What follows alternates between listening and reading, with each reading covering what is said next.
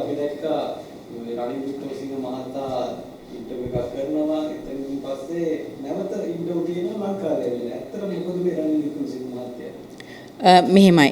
අපිත් ඕනෑම කෙනෙක් ඉන්ටර්විව් එකකට ඉඳගත්තම ඒ ඉන්ටර්විව් එක ගොඩක් වෙලාවට එඩිට් කරලා තමයි දාන්නේ. මොකද පැය දෙකක් කතා කරොත් පැය දෙකම සමහරක් වෙලාවට රෝ ඉන්ටර්විව් කියන්නේ එහෙම නැත්නම් සංස්කරණය නොකරපු ඉන්ටර්විව් ගොඩාක් වෙලාවට විශේෂයෙන් මේ රාජනායකයෙක් විදිහට කටයුතු කරපු පුද්ගලයෙක් නිසා එහෙම කාට වුණත් මම කියන්නේ එතුමාට විතරක් නෙවෙයි අපි ඉන්ටර්විව් ගොඩ හැම ඉන්ටර්විව් එකකටම සහභාගී වෙච්ච කට්ටිය විදිහට මම ගොඩක් ඉන්ටර්විව් වලට සහභාගී වෙච්ච කෙනෙක් අපි දන්නවා අපිට අවශ්‍ය දේ ගොඩක් වෙලාවට එඩිට් යන්නේ නැහැ. එඩිට් කරපු එක තමයි ගොඩක් වෙලාවට යන්නේ. අනිත් පැය දෙකක් කතා කරාම ඉතින් තියෙන්නේ ස්ලොට් එක පැයයි නම් අර ඉතුරු පැය අනිවාර්යෙන් කපන්න වෙනවනේ. ඉතින් එහෙම දෙයක් තියෙනවා. එතකොට ඔහු සීසන් පොලිටිෂියන් කෙනෙක් විදිහට කියන්නේ හොඳට ටෙම්පරාදු වෙච්ච දේශපාලඥයෙක් විදිහට සමහරක් තැන්වලදී ඔහුගේ අපි හැමදාම දකපු ලක්ෂණයක් හැම තැනකදීම ඔහු කෝණ වෙච්ච තැනකදී එහෙම නැත්නම් ඔහු හිර වෙන තැනවලදී අහන ප්‍රශ්නෙට උත්තර දෙන්නේ. එහෙමත් නැත්නම් ඔහු ගොඩක් වෙලාවට ප්‍රශ්නෙන් අර ඉන්න පුද්ගලයාට මොකක් හරි එකක් කියලා ලිස්සලා යනවා. එහෙම අවස්ථාවන් මම දැක්කා. හැබැයි එක පැත්තකින් ඔහු ගැන සතුටු වෙන්න පුළුවන් තරම් උත්සාහ ගත්තා එතන ඉන්න කට්ටිය ඔහුගේ කටින් ගන්න අපි උදාපරාධ කරලා තිනවා කියලා. අපි උදාපරාධ කරලා තිනවා එකට ඔව් කිව්වා නම් ඔහු ඒකෙන් ප්‍රශ්නේ වෙන්නේ රනිල් වික්‍රමසිංහට නෙවෙයි. ඒක ප්‍රශ්නේ මේ මුළු රටටම. එතකොට එතනදී ඔහු අපේ රට කියන්නේ ඒකේ සමහරක් කට්ටියට හිතෙන්න පුළුවන් මේ මහින්ද රාජපක්ෂලා බේර ගන්න ඔහු කතා කරා කියලා. ඒක වෙනම කතාවක්. මහින්ද රාජපක්ෂලත් එක්ක ඔහුට තියෙන සම්බන්ධය පිළිබඳව මුළු රටේ හැමෝම දන්නවනේ. හැබැයි ඒ නිසාම තමයි ඒ පිළිබඳව ඔහුගෙන් ප්‍රශ්න කෙරෙන්නේ. හැබැයි මම එක පැත්තකින් සතුටු වෙනවා ඔහු ඒ වෙලාවේ ඒ කියන්නේ අපිට මේක ඇත්තටම අර කිරිහින්දා අහක දාන්නත් බෑ උණු හින්දා මොකද උණු හින්දා අහක දාන්නත් බෑ කිරිහින්දා නොබිත් බෑ වගේ කතාවක් තියෙන්නේ මෙතන. මේ රටේ යුද්ධය අවසන් කරන්න මූලික උනේ මහින්ද රාජපක්ෂ. එතකොට ඕනෑම පුද්ගලයෙක් කොහේ හරි තැනකදී යුද්ධය පිළිබඳ ප්‍රශ්න අහනකොට මහින්ද රාජපක්ෂ කියන පුද්ගලයාගේ නම ඇඳිලා එනවා. එතකොට ඒකත් එක්ක මෙන කතාවක් තමයි යුද අපරාධ. එතකොට රනිල් වික්‍රමසිංහ හොතනදී කිව්වොත් එහෙම වෝ ක්‍රයිම්ස් එහෙම නැත්නම් යුද අපරාධ අපේ රටේ සිද්ධ වුණා කියලා. ඒක බලපාන්නේ මහින්ද රාජපක්ෂට නෙවෙයි. ඒක බලපාන්නේ රනිල් වික්‍රමසිංහටත් නෙවෙයි. ඒක බලපාන්නේ රටට. එතකොට අපේ රටේ මානුෂීය හමුදාවක් විසින් දෙමළ ජනතාවත් ආරක්ෂා කරගන්න ගමන් ඊටමත් මොකද යුද්ධයකදී අතන ඉන්න කට්ටිය දිහා බල්ලි වෙලා බෝම්බයක් එතනට දාන්නේ කෙනේ අතන ඉන්නේ කොටි ඒ නිසා එතනට විතර බෝම්බ දානවා කියලා ඒක වෙන්නේ නැහනේ යුද්ධයක් මේ කරන්නේ. එතකොට දෙපාර්ශවයේම මිනිස්සු මැරෙන්න පුළුවන්. අර පැත්තෙන් කොටි ත්‍රස්තවාදී මැරුණා වගේ තමයි මේ පැත්තෙන් හමුදාව කිදින්නේ මැරුණාද. එතකොට තෝර යුද්ධ කරන්න බෑ. යුද්ධකදී අනිවාර්යෙන් මැරෙන්නේ මිනිස්සුනේ. එතකොට ඒ අවස්ථාවේදී අපේ හමුදාවට තමයි මානුෂීය හමුදාව විදිහට මුළු ලෝකෙම අඳුනගෙන තියෙන්නේ මේ පුළුවන් තරමක් ඩැමේජ් කන්ට්‍රෝල් කරලා එහෙම නැත්නම් වෙන අපරාධයන් පුළුවන් තරම් කන්ට්‍රෝල් කරලා එතනින් එහාට සාමාන්‍ය වැසියන්වත් පුනරුත්ථාපනය කරන ගමන් සාමාන්‍ය වැසියන්වත් කොහොම හරි බේර ගන්න ගමන් මේ යුද්ධ නැති කරා කියලා මුළු ලෝකෙම පිළිගන්න හමුදාවක් අපේ හමුදාව. එතකොට එතන බහුතරයක් එතන ඉඳගෙන හිටපු ඔඩියන්ස් එක ගත්තත් එතන බොහෝ ඒ කියන්නේ මේ යුද්ධ කාලේ ලංකාවෙන් ගිහිල්ලා මේ කුටි ත්‍රස්තවාදීන් එක්ක සම්බන්ධතා පවත්වලා ලංකාවෙන් ගිහිලි වල පිටරටවල වල ජීවත් වෙන පුද්ගලයන් තමයි මේ ඔඩියන්ස් එකේ හිටියේ. එතකොට මම සතුටු වෙනවා රනිල් වික්‍රමසිංහ මහත්මයා මේ අවස්ථාවේ කෙලින් රට වෙනුවෙන් කතා කරා. හැබැයි එතුමාට සමහරක් තැන්වලදී චෝදනා එල් වෙන මූලික හේතු උනේ එතුමාගේ අතිශය මිත්‍රත්වය මහින්ද රාජපක්ෂලත් එක්ක. එතුමා ඒ අතිශය මිත්‍රත්වය මේ සාමාන්‍ය විදිහට කියන්නේ දේශපාලනඥයෙක් විදිහට ඒ සම්බන්ධය තියාගෙන ගියා නම් ඔය මාතෘකාව එතනට ඇදිලා එන්නෙත් නැහැ. මම හොඳම උදාහරණයක් කියන්නම්කෝ. 2015 මහින්ද මෛත්‍රීපාල ජනාධිපතිතුමා ජනාධිපති වුණායින් පස්සේ CID එකෙන් FCID එකෙන් හෝ CID එකෙන් ශ්‍රීලන්ති රාජපක්ෂ මැතිණියට එන්න කියලා තිබ්බා මේ කට උත්තරයක් ගන්න. ඒ අවස්ථාවේ රනිල් වික්‍රමසිංහ මහත්මයාට මහින්ද රාජපක්ෂ මැතිතුමා කතා කරලා ශ්‍රීලන්තිව CID එවන්න බෑ කියලා කියපු හේතුව නිසා තමයි ගෙදරට CID එකෙන් රනිල් වික්‍රමසිංහ මහත්මයා යවුවේ. එතුමියගෙන් කට උත්තරයක් ගන්න. ඔයවැනි දේවල් නිසා තමයි මුළු රටේම ප්‍රසිද්ධ රහසක් බවට පත් වෙලා තියෙන රනිල් වික්‍රමසිංහ මහත්මයාත් මහින්ද රාජපක්ෂ මැතිතුමාත් අතර අතිශය හොඳ මිත්‍රත්වයක් තියෙනවා කියලා. ඉතින් ඒ අහපු ගොඩක් ප්‍රශ්න ඒ පුද්ගලයාගේ වෘත්තීයභාවය පිළිබඳව බලවත් වෘත්තීයභාවය පිළිබඳව නම් ප්‍රශ්නයක් තියෙනවා තමයි. මොකද ඔහුගේ උත්තරේ ලැබෙනකම්ම මට හිතෙනවා රනිල් වික්‍රමසිංහ මහත්මයාත් එක්ක ආගියු කරගත්තා. හැබැයි ඔහු ඒ අහන ප්‍රශ්න වලට මේ පාදක වෙච්ච කාරණා රට ඇතුලේ සාක්ෂි විදියට තියෙනවා. මොකද මහින්ද රාජපක්ෂ මැතිතුමත් එක්ක දැන් එතුමා එක ප්‍රශ්නයක් අහුවා ඒ මාධ්‍යවේදියා මහින්ද රාජපක්ෂගේ කණ්ඩායම නිසා නේද ඔබ ජනාධිපතිතුමා ඒක ඇත්තනේ. ඒ කතාව ඇත්ත. එතනින් එහාට ඒකට තුටුබඳුරු විදිහට මේ ඔහු ඡන්දෙ දීලා පත් කරගත්ත ඒ කණ්ඩායමේ පොහොට්ටු කණ්ඩායමේ සියලු දෙනාගේම ගෙවල් ගිනිබත් වෙච්ච හැම එකටම ලක්ෂ 900 ගණන් පවා වෙන් කරේ රනිල් වික්‍රමසිංහ මහත්මයානේ. ඒතර ඒක පැහැදිලි. ඉතින් ඔය වගේ ඔය මේ මොකද්ද අර ඔවුන් අතර තියෙන මිත්‍රත්වය මුළු ලෝකෙම අද දන්න නිසා තමයි ප්‍රශ්නේ එතුමාගෙන් අහන්න සිද්ධ වුනේ. හැබැයි එවැනි අඩුම ගානේ යහපාලන ආණ්ඩු කාලේ දැන් එතුමා කියපු කතාවක් තමයි යහපාලන ආණ්ඩු කාලේ මේ හැම කෙනාටම නඩු දැම්මා. ඔව් නඩු දැම්මා. නඩු දානවා වගේ නෙමෙයි එතනින් එහාට නීතිය ක්‍රියාත්මක කිරීමේදී. නඩුවක් දාලා වැඩක් තියනවද? හරි සාකි ටික නැත්තම් සාකි ගොනු කරගෙන නෙවෙයි නඩුව දැම්මේ. එතනින් එහාට සාකිකාරෝ පැමිණෙන්නේ නැත්තම් දැන් හොඳම උදාහරණය වැසිර් රාජපක්ෂ මැතිතුමාගේ අර මල්වානේ නිවස අවසානයේ අයිතිකරුවෙක් නැති නිවසක් බවට පත් වුණා. හැබැයි හැමෝම මේ නිවස කාගේද කියන එක දන්නවා. හැබැයි දැනගත්තට මොකද අවසානයේ සාක්ෂි දෙන්න මිනිස්සු නැහැ. ඉතින් මේ මම හැම වෙලාවෙම ඒකයි කියන්නේ නඩු දැම්මට වැඩක් නැහැ. මේ රටේ නීති ක්‍රියාත්මක කරන ආයතන තුනක් තියෙනවා. අල්ලස් කොමිසම CID එක සහ නීතිපති දෙපාර්තමේන්තුව. මේ තැන්වල මේ ස්වාධීන මිනිස්සු නැත්තම් කොහොමද නීතිය ක්‍රියාත්මක වෙන්නේ? දැන් එතුමා එතනදී කියපු කතාවක් තමයි නීතිපති කියන තනතුර රජයට සම්බන්ධ නැහැ. එහෙම නැත්. ඒක නෑ. එතන බොරුවක් නේ එතුමා කිව්වේ. නීතිපති කියලා කියන්නේ ඇත්තටම රජයේ නීතිඥයා. නීතිපති කියලා කියන්නේ. ඒතර එතන විශාල මේ සබැදියාවන් අතර ගැටුමක් ඇති වෙනවා. ඉතින් එතුමාගේ ඉන්ටර්විව් එක දිහා බැලුවොත් එහෙම දෙපැත්තක් තියෙනවා. මම එතුමාට ක්‍රෙඩිට් එක දෙන්න එකම එක කාරණාව තමයි එතුමා රට පාවා දුන්නේ නැහැ එතනදී. හැබැයි අනික් පැත්තෙන් එතුමාට ඔය තරම් මේ හිර කර ප්‍රශ්න අහන තත්ත්වයටපත් උනේ එතුමාගේ ක්‍රියාකලාපය නිසා. ඉතින් ඒ හින්දා මම හිතනවා අපේ පාක්ෂිකයොත් ගොඩක් කිව්වනේ එක්සත් ජාතික පක්ෂයත් එක්ක අහුවෙලා මේ ගමනේ යන්න ඕනේ කියලා. දැන් ඔබට මම හිතනවා අපි ඒ දවස්වල විරුද්ධ වුණේ ඔන්න ඔය කාරණා නිසා තමයි. ඔය කියන්නේ දැන් පැහැදිලි නේද කොහොමද අපි මේ වෙලාවේ සමගි ජන බලවේගයේ එක්සත් ජාතික පක්ෂෙත් එක්ක අහුවෙලා හිටියානම් එහෙම අද ඕක S2 පියාගෙන අපිට එතුමා කියපු හැම දෙයක්ම හරි කියලා පිළිගන්න වෙනවනේ අද. එතකොට එතුමාවගේ අමාත්‍ය කෙනෙක් වෙලා ඉන්නකොට එතුමා අගමැති වෙලා ඉන්නකොට එතුමාගේ ක්‍රියාකලාපය පිළිබඳව අර මාධ්‍යවේදියා පුන ප්‍රශ්න අහනකොට සමහරක් තැන්වලදී එතුමාට උත්තර දෙන්න හැකියාවක් ලැබුණේ නැහැ. ඉතින් එතකොට ඒ හැකියාව ලැබුණ නැත්තේ යම් තමුන් වැරද්දක් කළා නැත්නම් තමුන්ගෙන් අඩුපාඩුවක් වෙලා නැත්නම් එතුමාට ඕන විදියකට උකට උත්තර දෙන්න තිබ්බනේ. එතුමා ඒ නිසා එතනදී යම් තැන්වලදී එතුමා අපහසුතාවයටපත් වුණා කියලා අපිට පැහැදිලිව පේනවා. ඉතින් ඒ අහපු ප්‍රශ්නත් සාධාරණයි. හැබැයි ප්‍රොෆෙෂනලිසම් එහෙම නැත්නම් මොකක්ද ඒකට කියන්නේ වෘත්තීය එතුමා ඒ අහපු ප්‍රශ්න අහපු පුද්ගලයාගේ අර වෘත්තීයභාවය පිළිබඳව ප්‍රශ්නයක් තියෙනවා. මොකද ඔහු කතා කරන පුද්ගලයාට කතා කරන්න අවස්ථාවක් ලබා දුන්නේම නැහැ.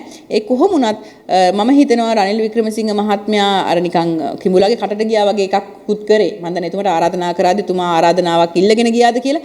හැමෝම දන්නවා එතන මේ මුළු ඔඩියන්ස් එකේම හිටියේ වැඩි වශයෙන් මේ ගොඩාක් ඔය මේ යුද්ධ කාලයේ ප්‍රශ්න නිසා පිට රටවල් වලට ගිහපු පුද්ගලයන්ට ඒ උන්ගේ මේ අර ඉන්ට්‍රෙස්ට් එක එහෙම නැත්නම් ඔවුන්ගේ පැත්ත පිළිබඳව පැහැදිලිනේ.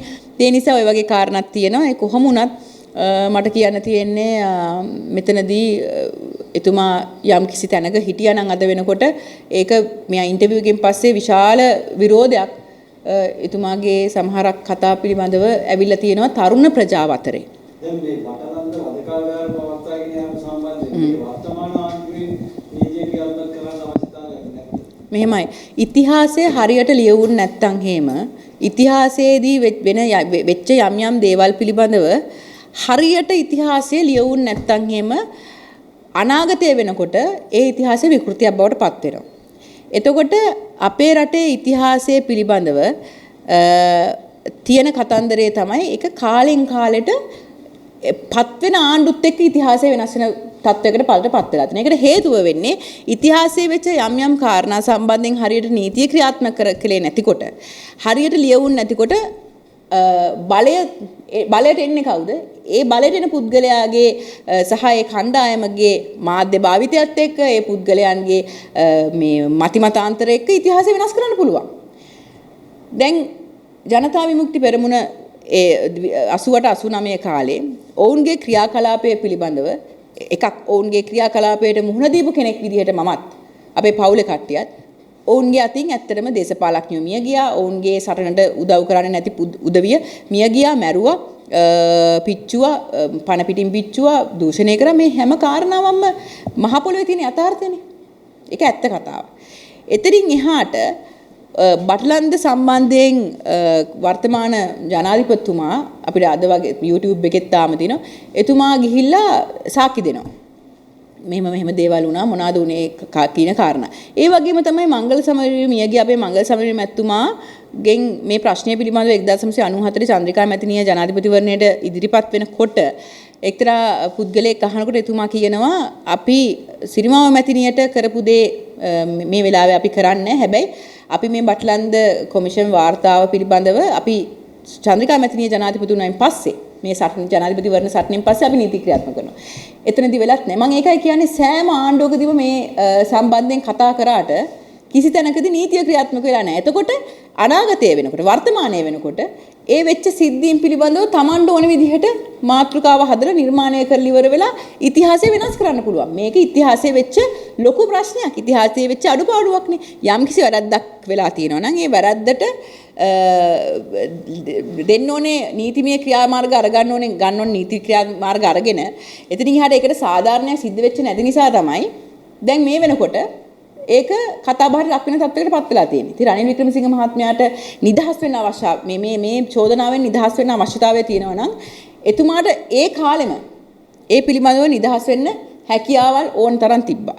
එතුමා කවදාත් මේ වලට කියන්නේ මේ පිළිබඳව මතයක් ප්‍රකාශ කරන්නේ නැතුව දැන් මේක නැවතත් මේක දැන් මේ ඉදිරියට ඇවිල්ලා ඉන්න එක ප්‍රධාන හේතුව. මෙච්චර කාලයක් මේක ගැන කතා නොකර ඉඳලා දැන් මේක ඉදිරියට ඇවිල්ලා තියෙන එක හේතුවක් තමයි වර්තමාන ආණ්ඩුවත් එක්ක.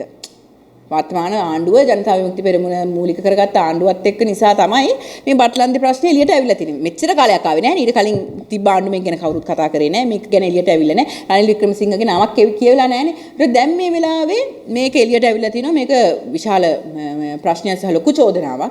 දැන් ජාත්‍යන්තරයේ ප්ලැට්ෆෝම් එක මේක කතා කරේ, වේදිකාවක කතා කරේ. ඒක ලොකු ප්‍රශ්නයක්. මොකද හිටපු රාජ්‍ය නායකයෙක් ඉඳන් මෙතුමා.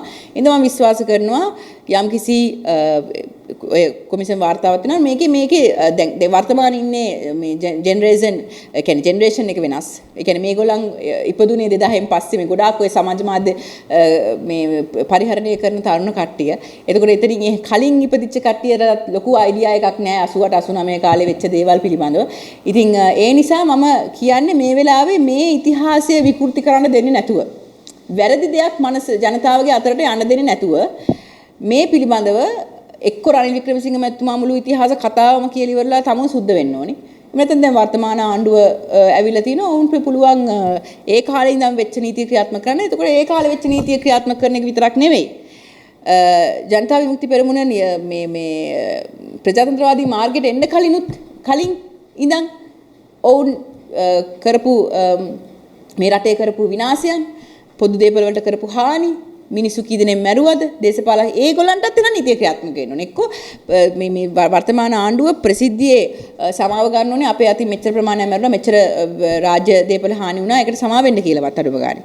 ඉතින් ඒ හින්දා මේ ගොඩාක් මේ ඉතිහාසය අරගෙන බැලුවොත් එහෙම ගොඩාක් ආණ්ඩු යටතේ ගොඩාක් ප්‍රශ්න වෙච්ච රටක් මේක. එතකොට ඒ සෑම කෙනාගේම එහෙනම් දේවල් දැන් පටන් ගන්න ඕනේ හොයන්න. මොවුන් ඒවා පොරොන්දුත් වෙලානේ කොහොමත් ආවේ. ඒ සිරු දේ ගැන හොයනවා කියලා. ඉතින් ඒ හින්දා එහෙම කරන්න පටන් ගන්න. මොකද මම හැම වෙලාවම කියන්නේ අද දැන් මේ වෙන දේ. තව ටිකකින් මේක ඉතිහාසය.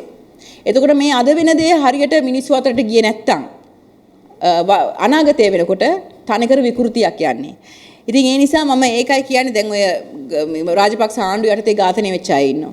රාජපක්ෂ ආණ්ඩුව යටතේ නොයෙකුත් විදිහට මේ අතුරුදහන් වෙච්ච අය ඉන්නවා. එතකොට ඒ වලට හරියට නීතිය ක්‍රියාත්මක කරේ නැත්තම් තව අවුරුදු 10ක් 15ක් යනකොට දැන් සමහරක් සිද්ධි වෙලා අවුරුදු 10ක් 15ක් කොහොමද ගිහලා තව අවුරුදු 10ක් 15ක් යනකොට අර ජනතාව වෙනුවෙන් පෑන පාවිච්චි කරපු මාධ්‍යවේදීන් සමහර ත්‍රස්තවාදීන් වෙන්න පුළුවන්. ඇයි? ඉතිහාසයට හරියට ඒ දේවල් වලට පිළිතුරු ලැබුණ නැත්නම් වර්තමානයේ වෙනකොට ඒ වර්තමානයේ බලයේ ඉන්න පුද්ගලයන් හෝ එහෙමත් නැත්නම් මේ කතන්දර හදන මිනිස්සුට පුළුවන් ඒක ඉතිහාසය වෙනස් කරන්න. ඉතින් ඒ හින්දා මම හිතනවා ඒක හරීම වැදගත් මේ වර්තමාන ආණ්ඩුවටත් විශේෂයෙන් ඔය බටලන්ත සම්බන්ධ ප්‍රශ්නය සම්බන්ධයෙන් හොයලා බලන්න ඕන නම් නැවතත් ඉතින් ඒ ෆයිල් ඕපන් කරලා මොකක්ද උනේ කියලා බලන්න පුළුවන්. ගිනිදී තිබ්බයි කියන ගිනියාකට දැනෙන්නේ නැහැ. ඊට පස්සේ වියත්පුරේම ලොකු ගෙවල් අරගෙන. මොකද ඇත්තට මේ ගැන හිතන්නේ දේශපාලනඥයෝ මේ ඒගොල්ලෝ අන්තිමේදී විතරම ගියා. මේ ගැන ඒක තමයි ඉතින් දැන් ඔය ගෙවල් අපිත් අරගල කරපු කට්ටියට මම මෙතන ඉඳගෙන ඉන්න හැම කාන්තාවකටම එදා කියපු කතාවක් තමයි කොටාබේ රාජපක්ෂ ගෙදරට යනකොට ටිෂු කොලයක්වත් බිම දාන්න එපා කියලා. අරගලයකටත් ප්‍රචණ්ඩත්වයේ තියෙන හීනි නූලක වගේ වෙනසක්. එතකොට උද්ඝෝෂණයක් කරලා ඉවර වෙලා ඒක සාමකාමීව නීති අනුකූලව කරලා එන එක ඒ උද්ඝෝෂණය මෙහෙවන ප්‍රධානීන්ගේ වගකීම. අපි හැම වෙලාවෙම ඒක කරලා තියෙනවා. ඒ කියන්නේ අපි වච්චර දේවල් කරලා තාම අපිට නඩුවක්වත් දාගන්න බැරි වෙලා ඉන්නේ ඒගොල්ලන්ට තාම චෝදනාවක්වත් නැතුව ඉන්නේ. හැබැයි ප්‍රචණ්ඩත්වය කියන එක වෙනම දෙයක්. දැන් ඔය පොහොට්ටුවේ മന്ത്രിවරු සිරු දෙනා කියනවා ඒගොල්ලන්ගේ ගෙවගෙන තිබ්බ ජනතා විමුක්ති පෙරමුණේ ආධාරකරුවන් කියලා. ඒගොල්ලෝ හැමෝම කියනවානේ ඒතොර ඒවලට නඩුත් තාම යනවා. ඒතොර ඒ ගෙවල් ගිනි තිබ්බේකේ අවසානයේ බලන්න වෙච්ච දේ ගෙවල් මම ඒකයි කියන්නේ මිනිමරුවෙක් ගියුණත් ගෙයක් කියලා කියන්නේ ඔවුන්ගේ මේ මුළු ජීවිතේ මෙතන තියෙන්නේ. දරුවන්ගේ දේවල්, ඔවුන්ගේ දේවල්, උන්ගේ මුළු සියලු මතකයන් තියෙන තැන තමයි ගේ. ඒ නිසා එවැනි අපරාධයන් කරන එක කිසිසේත්ම අපිට අනුමත කරන්න බෑ. හැබැයි ඒ අපරාධය කරලා ඉවරුණාට පස්සේ අද වෙනකොට බලන්න වැඩේ වෙලා තියෙන්නේ කිසි පාඩුවක් වෙලා නැහැ නේ මිනිස්සුන්ට. తాවකාලිකව ගේ පිච්චුණා. හැබැයි මේ මිනිස්සු අද තිබ්බ ගේටත් වඩා තට්ටුවේ ගේ තිබ්බනම් තට්ටු දෙකට හදාගන්න විදිහට සල්ලි පාස් කරගෙන තියෙනවා. ඒතර මේ කාගේ මුදල්ද? මේ අර ගෙවල් ගෙන තියන්නේ තැන් වලට ගිහපු මිනිස්සුන්ගේ ඉදන් අපි සියලු දෙනාගේ මුදල්. ඉතින් එතකොට රනිල් වික්‍රමසිංහ මහත්මයා මම ඉස්සෙල්ලා කිව්වා වගේ එතුමාම ජනාධිපති කරේ පොහොට්ටුවේ කණ්ඩායම. ඒ ජනාධිපති කරපු එකට අවසානයේ තුටු පඳුරක් විදිහට තමයි මේ මුදල පාස් කරලා දුන්නේ. ඉතින් එතකොට අන්තිමට පරාද වෙලා ඉන්නේ තියෙන්නේ කවුද? එතකොට මේ පාඩුව වෙලා තියෙන කාටද? කිසිම පාඩුවක් වෙලා නැහැ නේ ගෙවල් ගිනි ගත්ත කට්ටියගේ. පාඩුව වෙලා තියෙන රටේ ජනතාවට. ඉතින් ඒ හින්දා මිනිස්සු කල්පනා කරන්න ඕනේ, උද්ඝෝෂණ කරන්න ඕනේ, පිකටින් කරන්න ඕනේ, විරෝධතා දක්වන්න ඕනේ. ඒ විරෝධතාවයත් ප්‍රචණ්ඩත්වයත් අතර හීනි නූල් කෙන්දක වෙනසක් තියෙන්නේ. හැම වෙලාවම ඒ විරෝධතාවයෙන් පස්සේ තින් හැට ප්‍රචණ්ඩත්වයට යන එක නවත්තන එක ඒ විරෝධතාවයන් සංවිධානය කරපු ප්‍රධානීන්ගේ වගකීම. ඒගොල්ලෝ ඉඳගෙන මේ මිනිස්සුන් අවුස්සලා කරලි ඉවර වෙලා ගෙවල් ගිනි තියන්න යවලා අද වෙනකොට ඔවුන් ගිහිලි ඉවර වෙලා ලොකු තැන් වල ඉඳගෙන ඉඳයි ගෙවල් ගිනි තිබ්බ මිනිස්සු හිරේ යණ්ඩයි ගෙවල් ගිනි ගත්ත මිනිස්සුන්ට කෝටි ගණන් සල්ලි හම්බෙන්න අන්තිමට පරාද වෙලා තියෙන කවුද? කල්පනා කරලා බලන්න ඕනේ. ඒක තමයි කියන්නේ. වියත්පුරෙන් ගෙවල් දීලා නේ.